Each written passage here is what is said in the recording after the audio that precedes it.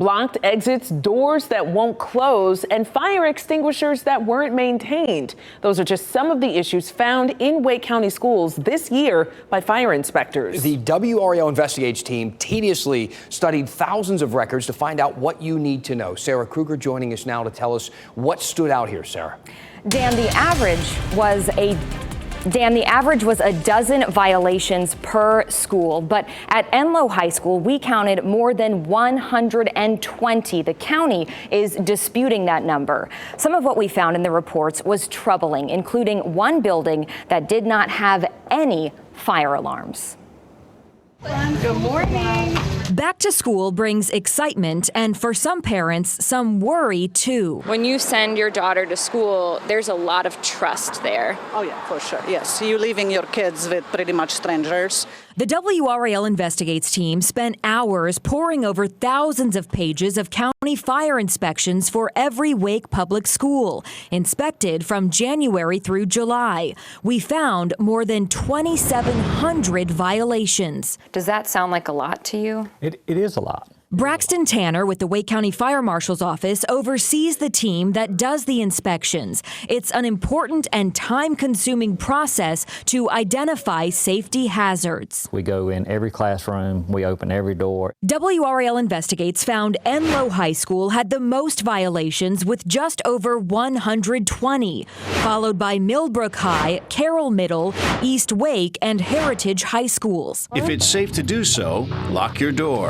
Wake Schools emphasizes the importance of locking doors in the event of a school shooting. Yet in some schools, inspectors found doors do not close correctly. So here's a safety concern at Abbott's Creek Elementary School where devices were put on doors that kept them from locking and latching. And it clearly says this is not permitted. Among other violations that stood out, at Score Academy in Garner, there was no fire alarm in the building. At Weatherstone Elementary in Cary and York Elementary in Raleigh, some exit doors had devices on them that prevented them from opening. And at Mills Park Elementary in Cary, a hanging banner was blocking the sprinkler. Do you think schools are safe?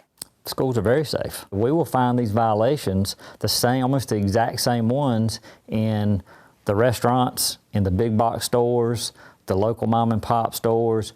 These violations are found almost everywhere. Bronislava Cologne's daughter goes to Timber Drive Elementary in Garner, where county inspectors found fire extinguishers not properly maintained and an exit door blocked by picnic tables. Does that kind of thing trouble you? I did not know that that actually happened. Oh, okay. That's a new for me. Yes, it would be troubling. In a statement about the violations, Wake County Schools told WRAL Investigates this is a very low number when you consider the square footage covered in these reports. We are grateful for the strong relationship we have with the Fire Marshal's Office in helping us to identify these issues so that they may be corrected as quickly as possible. Thanks to this partnership, we have a solid record of preventing fires in our buildings and on our campuses. Second grader Karina Lyles told us she does feel safe in her Timber Drive classroom. That's thanks in large part to her teacher. I have a wonderful teacher that says she will always keep us safe, and she cares about us more than almost anything in the world. Cologne wonders how much teachers can do, though, if the school is not up to code. You sending your kid in there, yes, you wanted to make sure your kids are safe.